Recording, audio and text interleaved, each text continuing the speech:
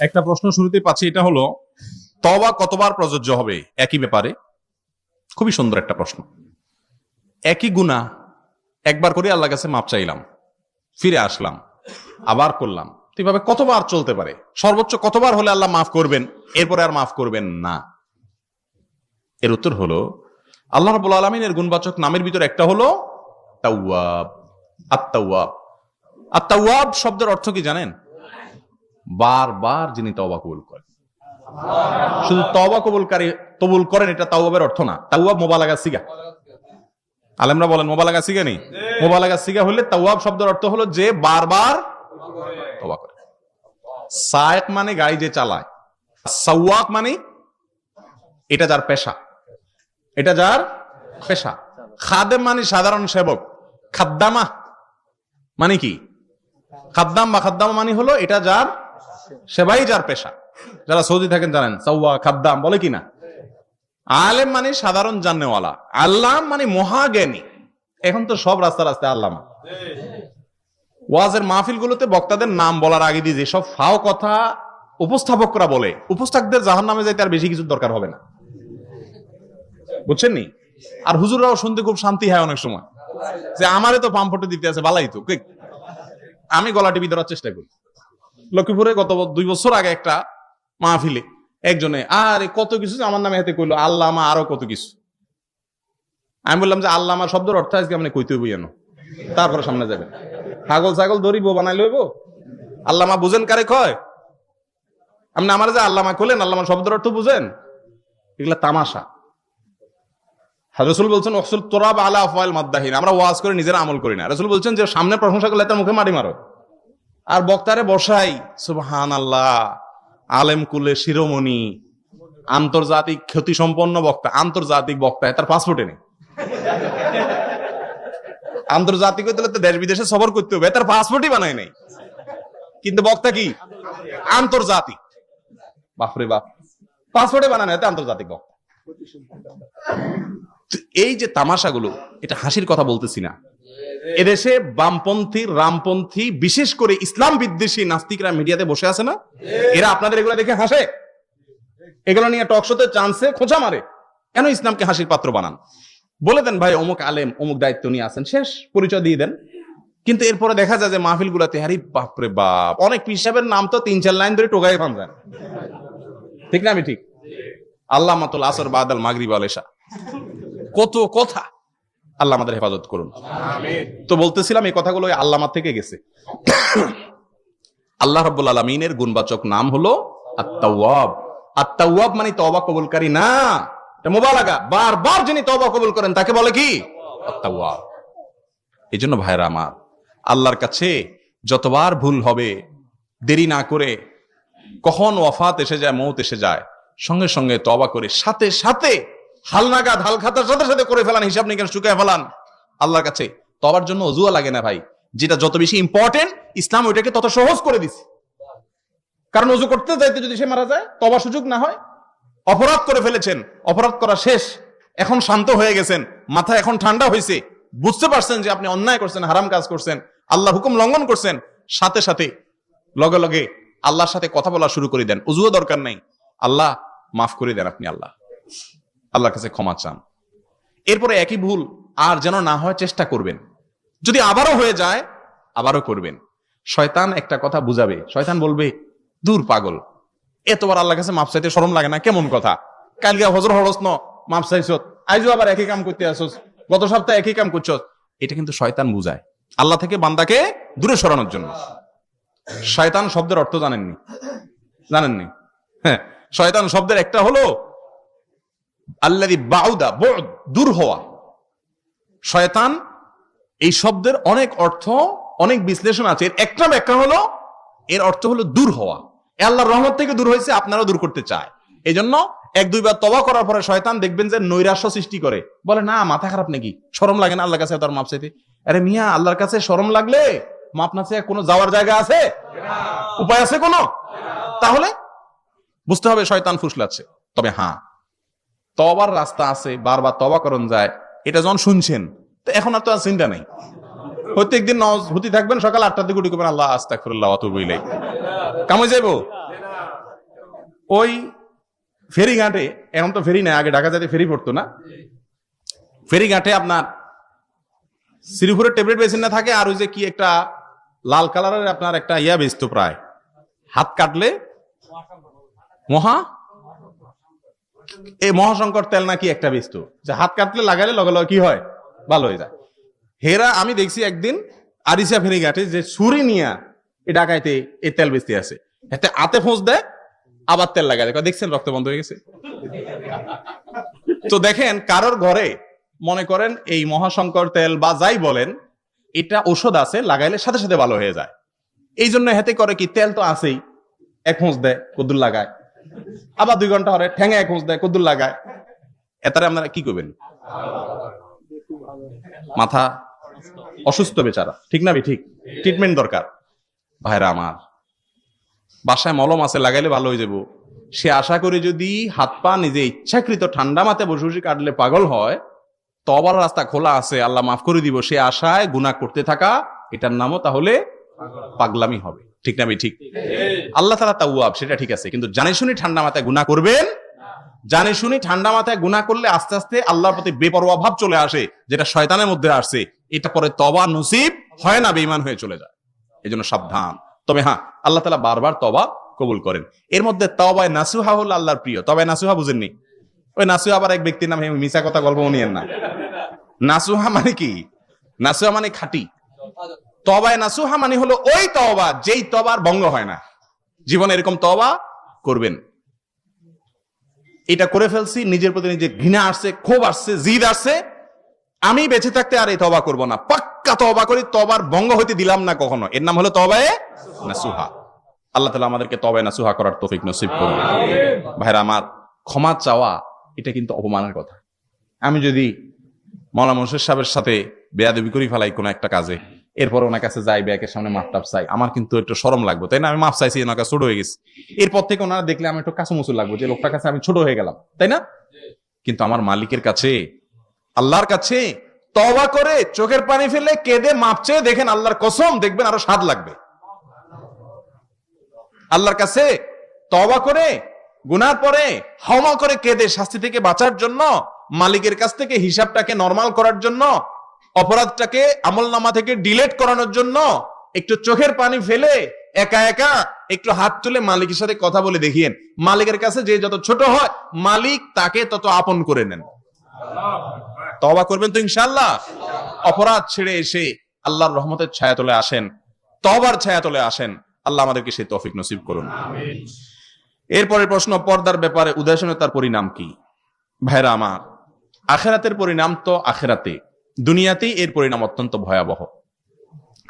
পর্দাহীনতা অশান্তির অন্যতম কারণ, অশান্তির অন্যতম কারণ।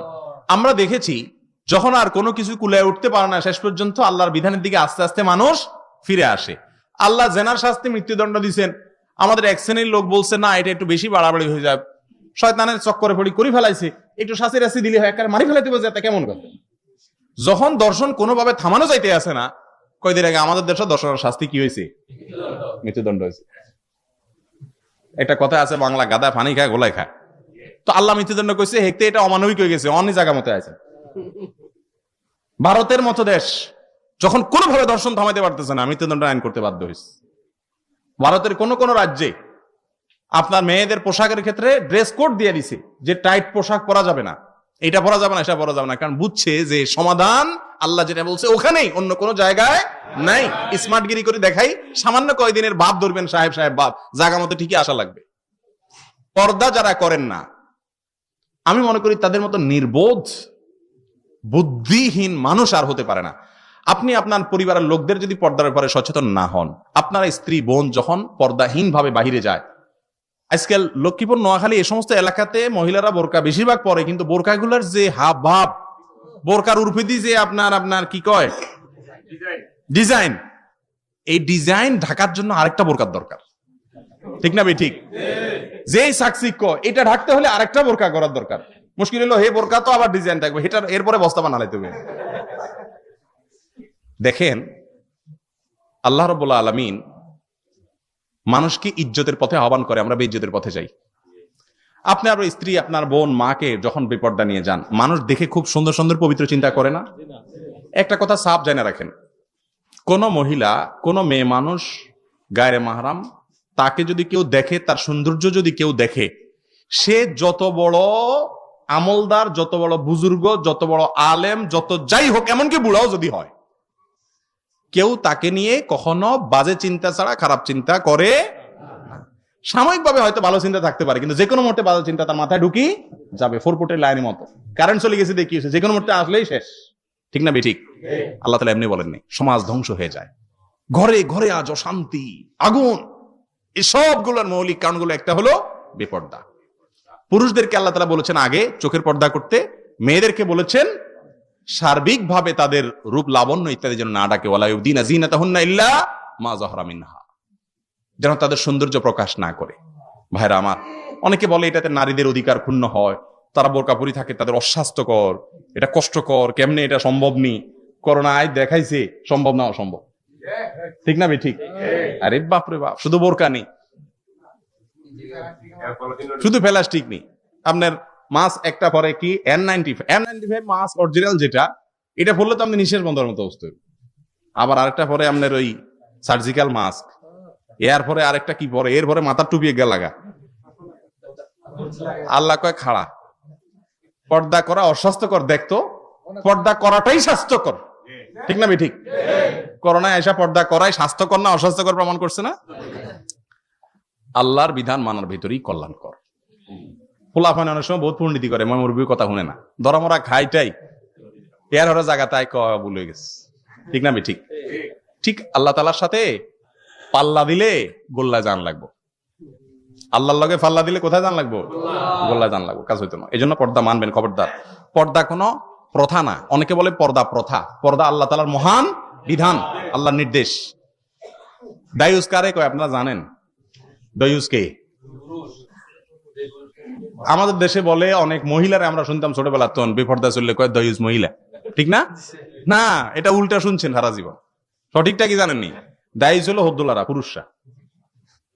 হাদিসে আসছে আল্লাযী ইউকিরু ফি আহলিহি আল খাবাস, ওই পুরুষ দায়ুস, ওই ব্যক্তি দায়ুস যে তার পরিবারের লোকরা অশ্লীল বেপর্দা চলে, সে এটা দেখি ঠান্ডা মাথায় মেনে নেয়। এই হলো নপুংসক, বেহায়া, নির্লজ্জ পুরুষ। তার পরিবারের সদস্যদেরকে নিয়ে মানুষ মজা লয়, আর সে কি বলতে আমার বলে। আপনি আপনার বউরের সাথে নিয়ে বাইরে হচ্ছেন, দোস্তের সাথে পড়ি, দোস্ত তোমার ভাবি, দোস্ত ভাবির দিকে তাকায়, কি চিন্তা করবে সেটা বলার কোন অপেক্ষা রাখে? যদি বলেন যে দোস্তের মনে কেমন কিছু আসে না, তাহলে হয় দোস্ত অসুস্থ আর না মৃত্যু। দুইটার একটা, লা ইয়াখলু আন হালাতাইন, দুইটার একটা হবেই। অতএব পর্দার বিধান আমাদের নিজেদের সম্ভ্রম, ইজ্জত। আল্লাহ কোরআনে কি বলছে জানেন? যালিকা আদনা আন ইউরাফনা, পর্দার বিধান মানলে বোঝা যাবে এটা বাজারি মহিলা না, এটা সম্ভ্রান্ত মহিলা, বাড়াঘরের মহিলা। আল্লাহ তাআলা আমাদেরকে পর্দার বিধানকে পুরোপুরি মানার তৌফিক নসিব করুন। মোবাইলে বিবাহ পড়ানো বৈধ কিনা, এটা প্রবাসীদের বেশিরভাগ জানার প্রশ্ন। এই যুগে ভিডিও কলের মাধ্যমে মোবাইলে বিবাহ হতে পারে, তবে সেখানে অনেক রকম ফ্রড হওয়ার, ধোঁকা হওয়ার, প্রতারণা হওয়ার সম্ভাবনা, আশঙ্কা একটু হলেও থেকে যায়। সকিনারের বিয়ে হয়েছে, জরিনারে ঢুকে দিস, হতে পারে কি পারে না? তো এই জন্য নিরাপদ পদ্ধতি হলো, ফোকাহে কেরাম সবাই বলেন, এই যুগেও, ভিডিও কলের এই যুগেও নিরাপদ পদ্ধতি হলো তাওকিলের পদ্ধতি। তাওকিলের পদ্ধতি বুঝেন? তাওকিলের পদ্ধতি মানে হলো, মনে করেন ছেলে আছে সৌদি আরব, মেয়ে দেশে ঠিক হয়েছে, তো ছেলে দেশে তার ভাইকে, বাপকে, পরিচিত কোনো পুরুষকে উকিল বানাবে। উকিল মানে কি? প্রতিনিধি। তাকে প্রতিনিধি নিযুক্ত করবে, বলবে তোমাকে আমি দায়িত্ব দিলাম দোস্ত, অমুক মেয়ের সাথে অমুক এই গুণ বৈশিষ্ট্য, এই নাম, আমার পক্ষ থেকে বিবাহ অনুষ্ঠানে দুজন সাক্ষীর সামনে দুই পক্ষের মুরব্বীরা থাকবো, আমি দূরে আসি, আমার পক্ষ থেকে আপনি প্রস্তাবটা পেশ করবেন। তো তিনি বলবেন যে অমুকের ছেলে অমুক অমুক দেশে আছে, আমার দোস্ত, সে আমাকে প্রতিনিধি বানাইছে, তার পক্ষ থেকে আমি প্রস্তাব করছি বা কবুল করছি, বাস, এতে বিয়ে হয়ে যাবে। কথা কি বুঝতে পারছি? এখানে সে নিজে নাই, কিন্তু তার প্রতিনিধি সশরীরে আছে, ধোকার সম্ভাবনা একটু কম, নিরাপদ। জর্দা সিগারেটের শরিয়া বিধান কি? পান খাওয়া এটা কোন রকম জায়েজ রাখা যায়, কিন্তু জর্দা জায়েজ রাখার কোন সিস্টেম নাই। জর্দার ভিতরে যে তামাক থাকে, তামাক, এই তামাক ওই কাগজের ভিতরে ফেঁসাই খাইলে আপনি জিব্বা কামড় দেন, সিলেটের হুজুরেরা না খায়, নোয়াখালী হুজুরেরা কেমনে খায়, সিলেটের দিকে হুজুররা অনেকে খায়, কোনো কোনো এলাকা চিটাঙ্গও খায়। আমি এই লম্বা দাঁড়িয়ে আরিয়ান দিয়ে শুরু টাইনতে আছি। তো আমাদের কাছে সেটা যদি অপরাধ মনে হয়, তামাক কাগজে ফেঁসাই খাইছে, শুধু এটা দুমাটাট নিছে, এটাতে যদি হাতে গুনাহগার হয়, ডাইরেক্ট তামাক সাবাই খাইলে তো ডাকাতি হবে, ঠিক না ঠিক? বাংলাদেশে জর্দার ব্যাপারে আমি যতটুকু জানি নিষেধাজ্ঞা, সরকারিভাবে নিষেধাজ্ঞা আসছে, কারণ এগুলো মানুষের স্বাস্থ্যের জন্য ক্ষতিকর, ধ্বংসাত্মক। এই জন্য সরকার উদ্যোগ নিয়েছে, প্রশংসনীয় উদ্যোগ, সরকারকে সাধুবাদ জানানো উচিত যে এই জর্দা নিষেধ করেছে। এরপরও জর্দা খায়, এটা না খাইলে তো বাঁচি না, না খাইলে বলো হওয়ার লাগে না। আরে না খাই সান সবই চলবো, মানুষ পারে সবকিছু। পুলিশে মার দিছে, কয় রে এত মার কেন খাইছিস, তুই খাইলে তুই বুঝতি কেমনে খাইছিস, খাইলে ব্যাকে বুঝে। তখন আমনে ছাড়তে পারেন না, কখন না এত স্বাদ, এটা ছাড়া বাঁচি না। দড়ি বান্ধি রাখলে কয়দিন ঠিকই পারবেন।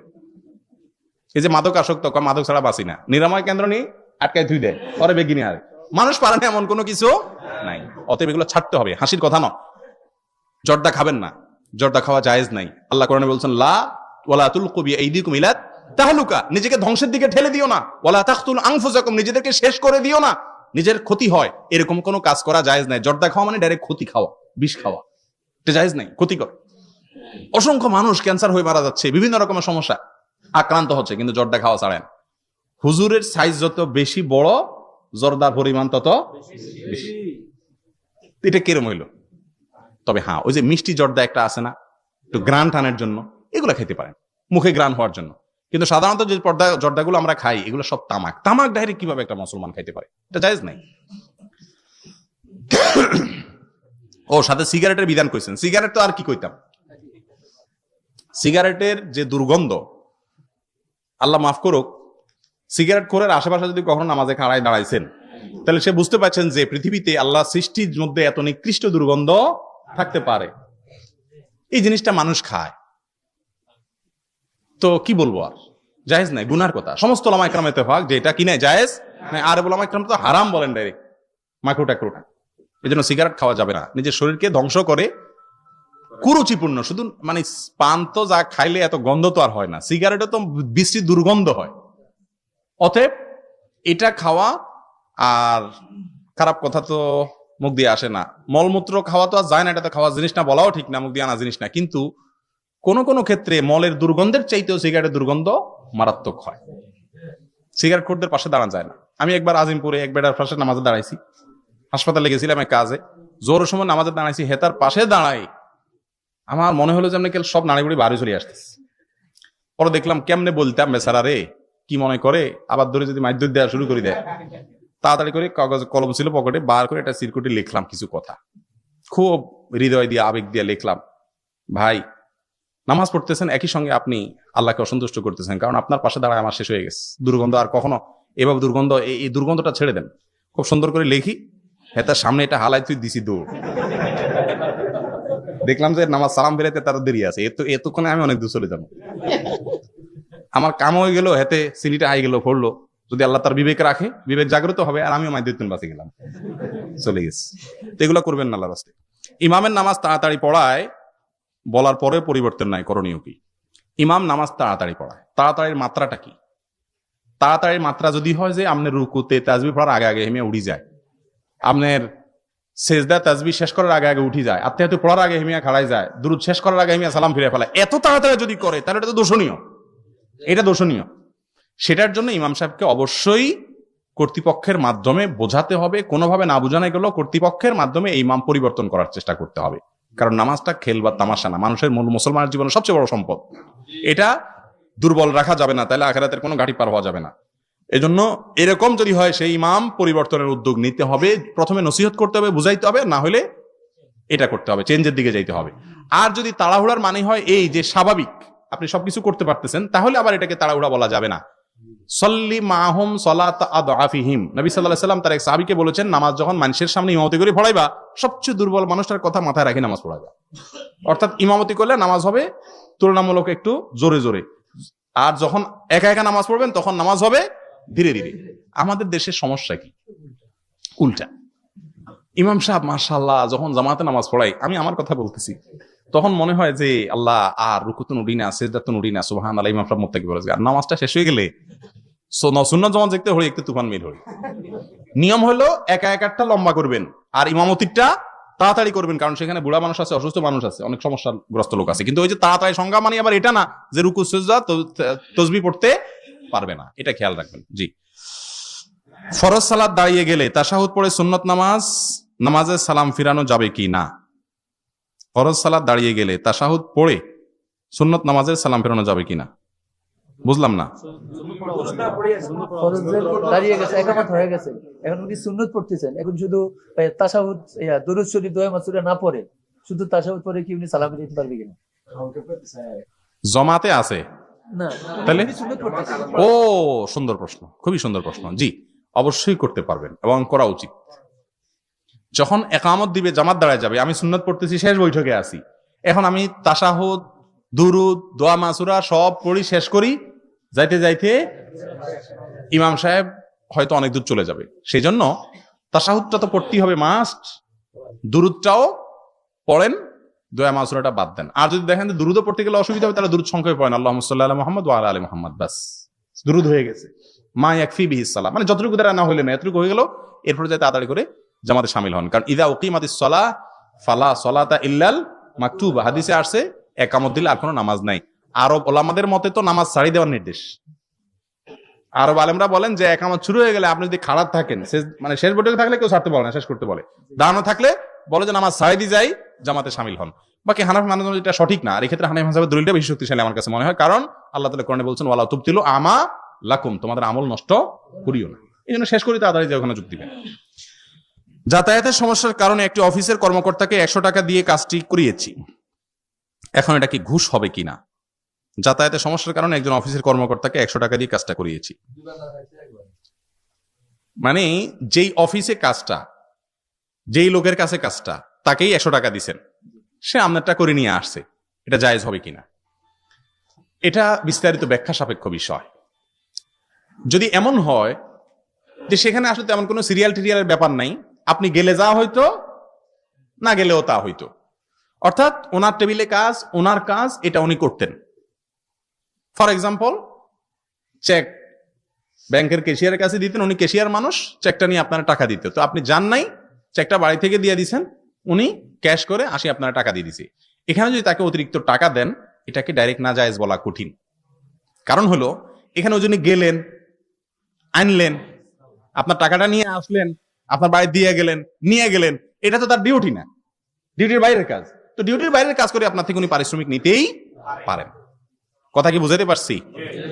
আর যদি এমন হয় এটা হের কাজ না, আরেক টেবিলের কাজ, তো সে দড়িদাভি অফিসের কাজটা করে দিছে, তাহলে কিন্তু হে ডিউটির মধ্যে কামটা করছে, তাহলে ডিউটির মধ্যে কোনো কাজ করি সে অতিরিক্ত পারিশ্রমিক নিলে সেটা গুনাহ হবে। কথা কি বুঝাতে পারছি? সূক্ষ্ম পেশ আছে এখানে। কোন কর্মকর্তা তার ডিউটির বাইরে কোনো কাজ করে যদি সে টাকা নেয়, এটা অবশ্যই তার জন্য হালাল, কিন্তু ডিউটির মধ্যে থেকে কাজ করলে সে ডাবল পারিশ্রমিক হলো, এটা তার জন্য ঘুষ, এটা জায়েজ না। কথা কি বুঝাতে পারছি?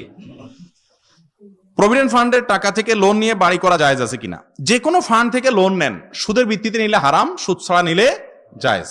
আহাল্লাহুল বাইআ ওয়া হাররামান রিবা, রিবাকে আল্লাহ হারাম করেছেন, সুদে লোন নিবেন না। দেখেন আমরা অনেক সময় এই জিনিসগুলো বুঝি না, কি এমন সমস্যা সুদ খাইলে একেবারে আল্লাহ যুদ্ধ করবে ঘোষণা দিচ্ছে, ফাযানু বিহারবিন আল্লাহ, এত কি ডেঞ্জারাস? আমাদের বাংলাদেশে একজন বড় সায়েন্টিস্ট, ইয়াংদের আইকন, যুবকদের অনেক বড় প্রেরণা, আমাদের সোহাগ ভাই, উনি হলেন রকমারি, রকমারির নাম শুনছেন আপনারা?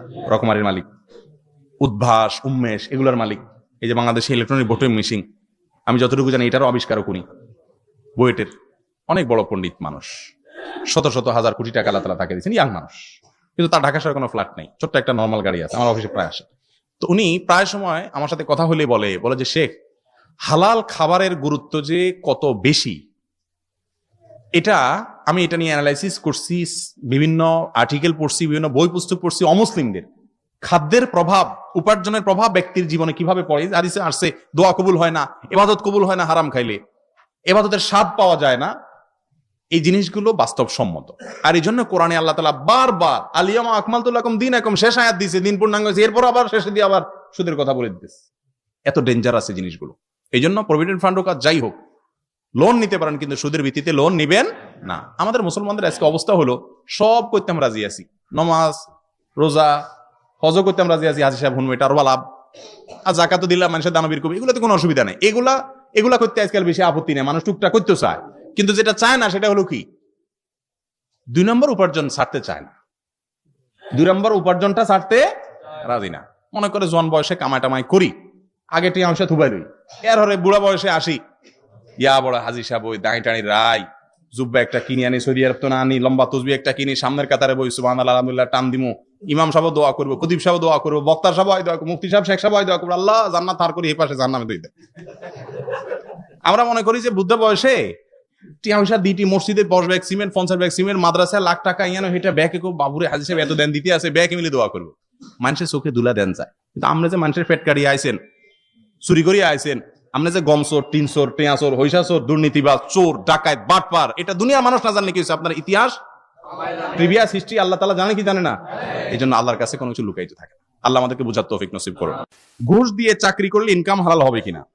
দেখেন, ঘুষ দিয়ে চাকরি নিলে সেটা হারাম কাজ, অবস্থা ভেদে সেটা জায়েজ।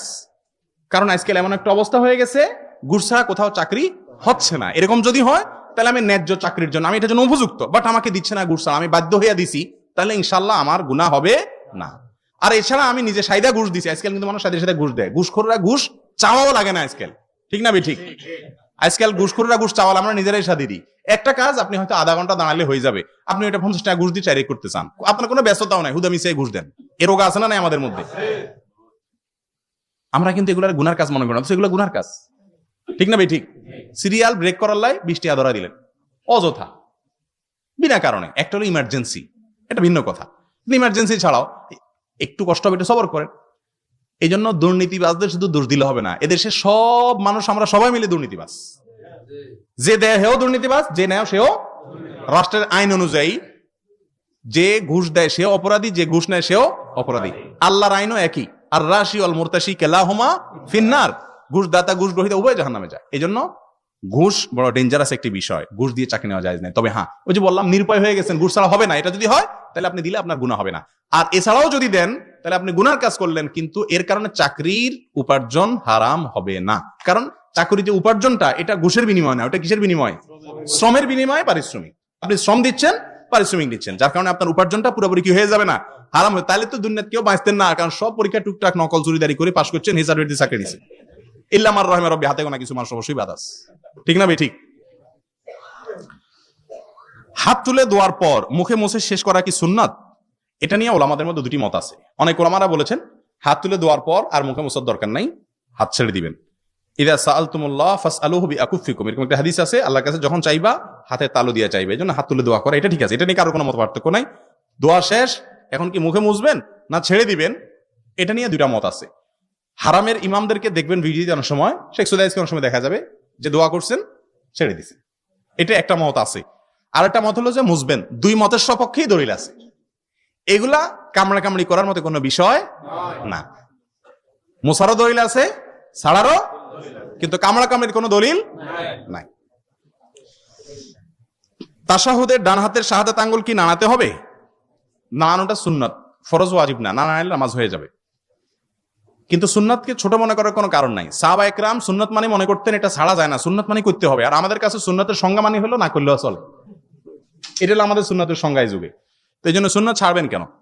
তাশাহুদ মানে সাক্ষ্য দেওয়া, আর আঙ্গুল উঠানের কেরামতি বুঝেন, মানে মুখে আমি বলতেছি, সাক্ষ্য দিচ্ছি, আদালতে বা যে কোনো জায়গায় সাক্ষ্য দিতে আঙ্গুল দেখাইতে, এই যে উনি করছে, এই যে উনি করেন, এভাবে আঙ্গুল দেখাইতে হয়। এই জন্য এই আঙ্গুলটার নাম হলো শাহাদাত আঙ্গুল, সাক্ষী দেওয়ার আঙ্গুল। এই জন্য যখন আমরা আশহাদু মুখে পড়বো, সাক্ষ্য দিচ্ছি, তখন আঙ্গুল তুলে মুখের কথার সাথে কাজের সাক্ষী, আমি আশহাদু, আমি সাক্ষ্য দিচ্ছি আল্লাহ ছাড়া কোনো সত্যিকারের মাবুদ নাই, ওই সাক্ষ্যটা মুখের সাথে হাতে মিলানোর জন্য আঙ্গুল তোলা সুন্নাত। কথা কি বুঝাতে পারছি? এই আঙ্গুল তোলালে অনেক কথা আছে। আমাদের দেশে দেখবেন যে অনেকে বলে এটা আশহাদু বলার সাথে সাথে তুলে দিব, লা ইলাহা ইল্লাল্লাহ সাথে সাথে নামাই দিব, একটু দিক সেদিক ইমান থাকবে না, এরকম কথা কিন্তু আছে, এরকম কথা কিন্তু চালু আছে। এই ডরে অনেকে বাবু ইমান থাকবো না, না থাকবো, এই সংবাদ যখন দরকারে না আঙ্গুল উঠে উঠি থাক, এটা ফালতু একটা কথা। কোত্থেকে পাইছে আল্লাহ মাহবুব জানে। কে বলছে যে এটা আঙ্গুলটা দেরি হলে আগে পাস হলে ইমান থাকবো না? ইমান এত হস্তা নেই, ইমান থাকবো না, না, ফালতু কথা এগুলো। বরং আপনি তাশাহুদ পড়ার সময় উঠান, হানাফি মাযহাব অনুযায়ী বা উলামা ইমাম আবু রাহমাতুল্লাহ ইজতিহাদ অনুযায়ী আশহাদু আল্লা ইলাহা ইল্লাল্লাহ এটা বলার পর উনি বলছেন নামায় ফেলান। আবার অনেক উলামা ইকরাম বলছেন আশহাদু আল্লা ইলাহা ইল্লাল্লাহ ওয়া আশহাদু আন্না মুহাম্মাদান আবদুর রাসূল, পুরোটা বলার পরে নামান। আরেকটা মত হলো তাশাহুদের জন্য বসছেন, এরপর থেকে উঠান, একদম শেষ পর্যন্ত উঠায় রাখেন। কারণ হাদিসে কোন হাদিসে আসছে যে জালাস আলী শাহাদ তাশাহুদে, তাশাহুদের জন্য যখন বসবে তাহলে বসার সঙ্গে সঙ্গে উঠানোর কথা হাদিসে আছে, কয়েক রকমের আছে। সবগুলোই দলিল সাপেক্ষ, ব্যাখ্যা সাপেক্ষ, ইস্তেহাদি বিষয়। আপনি দলিলের ধার বিবেচনা করার ক্ষমতা থাকলে যেটা বেশি শক্তিশালী লাগে আমল করতে পারেন, অসুবিধা নেই। এগুলো এমন কোনো গুরুত্বপূর্ণ বা খুব জটিল কোনো বিষয় নয়, এটাকে জটিল করার কোনো প্রয়োজন নাই। আরেকটা হলো আঙ্গুল নাড়াইবেন কিনা, কিছু আছে দেখবেন নাড়াইতে থাকে, আর কিছু আছে উড়াই রাখি দেয়। এই দুইটার ব্যাপারে উঠায় রাখাটা হলো অধিক শক্তিশালী নাড়ানো চাইতে। কথা বুঝতে পারছেন? নাড়ানোটার ব্যাপারে যে হাদিসগুলা পাওয়া যায়, সে হাদিসগুলা একটা ব্যাখ্যা এটাও হতে পারে যে উঠাইলো আর নামাইলো, এটাই নাড়ানি। কিন্তু অনেকে বুঝছেন এটা মানে হলো নাড়াতে থাকা, কারণ মুসনাদ আমাদের এক হাদিসে আসছে এই আঙ্গুলের নাড়ানোটা শয়তানের উপরে লোহার আঘাত করার মতো। এই জন্য অনেকে দেখবেন ধুমসে নাড়ায় আর শয়তানের আঘাত করতে থাকে। ওই যে হাদিসের উপর একটা ব্যাখ্যা আছে, সেজন্য ওইটার একেবারে হাস্যকর, অনেকে হাসে, হাসির জিনিস না, ওইটা একটা হাদিসের একটা ব্যাখ্যা। সাহাবীদের মধ্যে বিভিন্ন রকমের আমল চালু ছিল মসজিদে নববীতে, কিন্তু আমাদের দেশে আজকাল এটা চলে না। আমার মতো ব্যাখ্যা করতে হবে, আর না হলে আমার মসজিদে জায়গা নেই। ছোট বাচ্চারা পুতুল নিয়ে খেলা যাবে কিনা, দোকানে খেলনা পুতুল বিক্রি করা যাবে কিনা? দেখুন, ছোট বাচ্চারা খেলনার পুতুল নিয়ে খেলা, তাদেরকে পুতুল কিনে দেওয়া, এটা নিয়ে ওলামাদের তিনটা কথা আছে, জায়েজ, মাকরু, হারাম। আমার কাছে ব্যক্তিগতভাবে আমার ক্ষুদ্র ছোট্ট এলেমে যতটুকু আমি কোরআন হাদিস দেখছি, শিখছি, বুঝছি, সেগুলো আমার কাছে মনে হয় বাচ্চাদের খেলনা হিসাবে কিনা জায়েজ আছে, না কিনাটা তাকওয়া, না কিনাটা হলো কি এহতিয়াত, সতর্কতা। রাসূল সাল্লাল্লাহু আলাইহি সাল্লামের বাসায় আয়েশা রাদিয়াল্লাহু তাআলা আনহা পুতুল নিয়ে খেলা করেছেন, হাদিস দ্বারা প্রমাণিত। এখন পুতুল নিয়ে যেহেতু খেলা করেছেন, অথবা এটা হারাম বলার অধিকার নাই। তবে অনেক আলেমগণ যারা হারাম বলেছেন তারা বলেন যে এটা আগের কথা, পরে যখন আল্লাহ তাআলা এবারে নিষেধাজ্ঞা জারি করছেন তার আগে। কারণ জিবরিল আসছেন একবার রাসূলের বাসায়, আসি ফেরত গেছেন। কেন ফেরত গেছেন? পরের দিন এসে বলছে ইয়া রাসূলুল্লাহ বাসায় আসছে, ঢুকতে পারে না, কারণ আপনার পর্দার মধ্যে প্রাণীর ছবি ছিল, এই জন্য ঢুকতে পারে না। রাসূল সাল্লাল্লাহু আলাইহি ওয়াসাল্লাম এটা মুছে দিলেন, তারপর ঢুকলেন। তার বোঝা গেল আগে ছবি জায়েজ ছিল, পরে যখন নাজায়েজ হয়েছে তখন মুছছেন। হয়তো আয়েশা রাদিয়াল্লাহু তাআলা তখন জায়েজ যখন ছিল তখনকার কথা।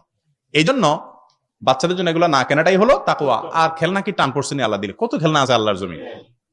আর তারপরও বাচ্চারা যে নিজেরা ওই যে কাপড় টাপড় দিয়ে পুতুল নিজেরা বানায়, চোখ নাই, মুখ নাই, কিছু নাই, এগুলো না জায়েজ হওয়ার কোনো কারণ, এগুলো অবশ্যই জায়েজ, এগুলোতে কোনো অসুবিধা নাই। এটা খেলে ডেলি সাহেতার আবার ফালাই দেয়, অপমানজনক ভাবে থাকে, এটা কোনো সম্মানজনক ভাবে থাকে না। আর যারা শো কেসে শো পিস হিসাবে রাখেন, সেগুলো হারাম হওয়ার ব্যাপারে পৃথিবীতে কোনো মৌলবীর, কোনো আলেমের দ্বিমত নাই। ফজর নামাজের ফরজ আদায়ের পূর্বের সুন্নাত যিনি পড়েননি, তিনি ফরজ নামাজ শেষে সালাম ফেরানোর পর পড়তে পারবেন কিনা? পারবেন, তবে না পড়ে সূর্য উঠার পরে 15-20 মিনিট পরে পড়াটাই হলো উত্তম। একটা হাদিসে আসছে ফজর এবং আসরের পরে কোনো নামাজ নাই, এই জন্য অনেক আলেমরা বলেন ফজর, হানাফি মাযহাব অনুযায়ী ফজর এবং আসরের পরে কোনো নামাজ পড়া মাকরু। কাজা নামাজ থাকলে সেটা ভিন্ন কথা, ওই দিনের কাজা, ওই নামাজের কাজা। তাছাড়া অন্য কোনো নফল নামাজ, সুন্নত নামাজ এই সময় পড়া ওনারা মাকরু বলেন। যার কারণে উচিত হলো, উত্তম হলো এশাকে রক্ত হলে তখন পড়া, আর না হলে জোহরের সাথে জোহরের আগ দিয়েও পড়তে পারেন, অসুবিধা নেই। বিবি আসিয়া কিয়ামতের দিন রাসূল সাল্লাল্লাহু আলাইহি ওয়াসাল্লামের স্ত্রী হয়ে উঠবেন, কথাটা কি সঠিক? সম্পূর্ণ ভুল এবং ভ্রান্ত এবং বিভ্রান্ত একটা কথা। বিবি আসিয়া প্রিয় নবী সাল্লাল্লাহু আলাইহি ওয়াসাল্লামের স্ত্রী হয়ে উঠবেন এরকম কোনো কথা কোরআন এবং হাদিসের কোথাও বলা হয়নি। এটা সুবহানাল্লাহ, বুহতানুন আযীম। রাসূল করিম সাল্লাল্লাহু আলাইহি ওয়াসাল্লাম বলেছেন, মান কাযাবা আলাইয়া মুতাআম্মিদান ফালিয়াতাবাওয়া মাকআদাহু মিনান নার। অনেক মুহাদ্দিসদের মতে সবচেয়ে বড় মুতাওয়াতির হাদিস হলো এটা, হাদিসের মধ্যে সবচেয়ে স্ট্রং হাদিস হলো এটা। অর্থাৎ রাসূল বলেছেন, আমার নামে কেউ যদি মিথ্যা কথা বলে যেটা আমি বলি নাই, তাহলে সেজন্য তার ঠিকানা জাহান্নামে জেনে রাখে। অতএব আমাদের অনেকের মধ্যে বদভ্যাস আছে, ইসলামের নামে রাসূল বলেন নাই, তাও আমি বানায় বানায় হাদিস বলতেছি। বড় ডেঞ্জারাস কথা। আবু বকর অথবা ওসমান রাদিয়াল্লাহু তাআলা আনহু দুজনের একজন হবে। একদিন অনেকগুলো পুড়ে ফেলছেন যেগুলোতে হাদিস লেখা ছিল। জিজ্ঞেস করছে একজন, এগুলো পুড়ে ফেলছেন কেন? বলে আমার সন্দেহ হচ্ছে রাসূল কোনটা বলছেন, আমি মিস হয়ে গেছি না কোনো আমার কথার মধ্যে। এই জন্য দেখলাম যে কুওয়াতে নেকি না দাঁড়ি বদমাকুন, ভালো করতে পারো না পারো, খারাপ করিও না। রাসূল না মিথ্যা কথা বলে ফেলে ডেঞ্জারাস হবে।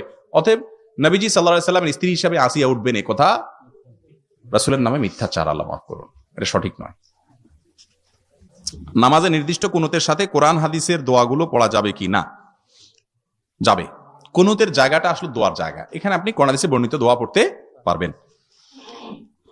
এরপরে জায়নামাজের উপরে থাকা কাবা শরীফের দৃশ্যের উপরে পাড়ালে কি কোনো গুনাহ হবে? গুনাহ হবে না যদি এটাকে অপমান করার উদ্দেশ্যে না করে। অপমান করার উদ্দেশ্যে পাড়ালে তো ইমানই থাকবে না। আর সে উদ্দেশ্যে ছাড়া যদি অজান্তে পড়ে তাতে গুনাহ হবে না। কিন্তু কাবা শরীফের ছবি আপনার জায়নামাজে না থাকা উচিত।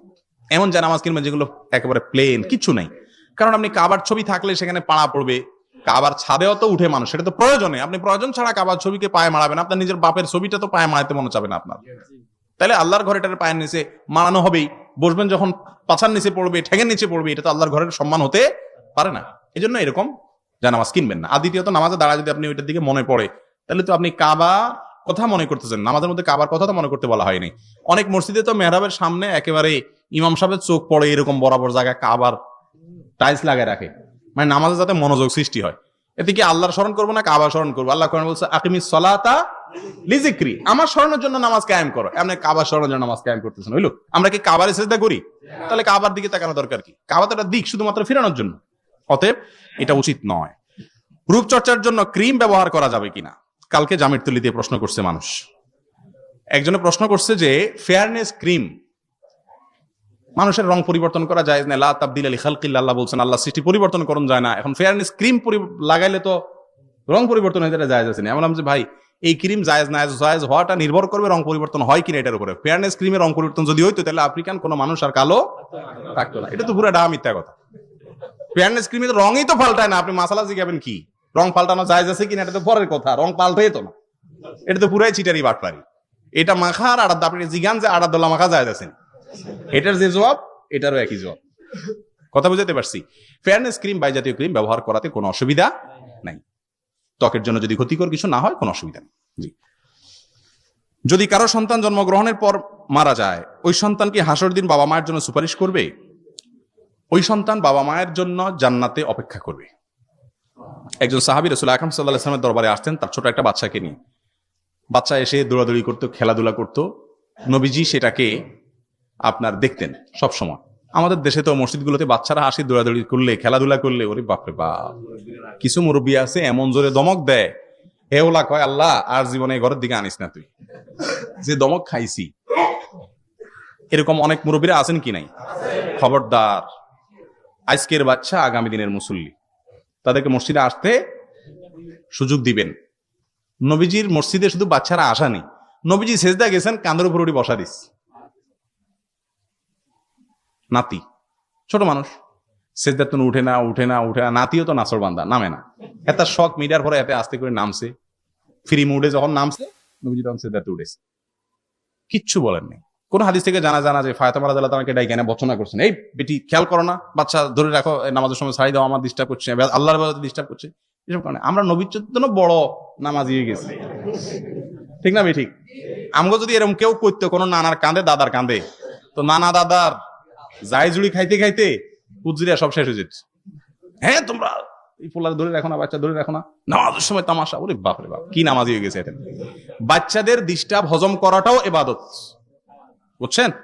নবীজি একবার খুতবা দিচ্ছেন, হাসান বা হোসেন রাদিয়াল্লাহু তাআলা আনহু দুজনের একজন দৌড়ে আসতেছে।